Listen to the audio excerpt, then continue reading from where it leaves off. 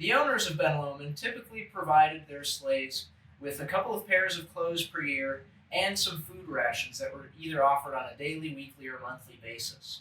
However, everything that you see inside of this historic slave quarters would have been something that the slaves had to build by themselves, including all the furniture that you see here, the benches, the tables, and the bed as well. Though we don't know the story of many of the people that would have lived inside this space, unfortunately, there are a few names that we have been able to identify of who was here.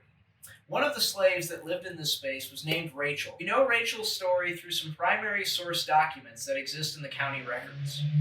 In 1857, Thomas Pringle, one of the sons living here at Ben Lomond, rented Rachel's services for 1 year at the cost of $25.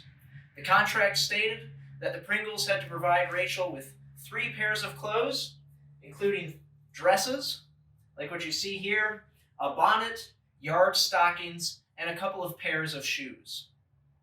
What Rachel's role was exactly here at Ben Lomond remains unsure to us, and unfortunately, we will probably never know. But nonetheless, we only have that one snippet of Rachel's entire life here in the year 1857 at Ben Lomond. The next year, in 1858, she went back to the neighboring farm where she truly lived. She had only been rented by the Pringles here, and she went back to live at the neighboring farm. But think about, as you're looking inside of this tight space, what your living space is like, and how everything that slaves had would have been stuffed into this one room. And what do you think that they talked about at night? What did they eat for dinner every single night?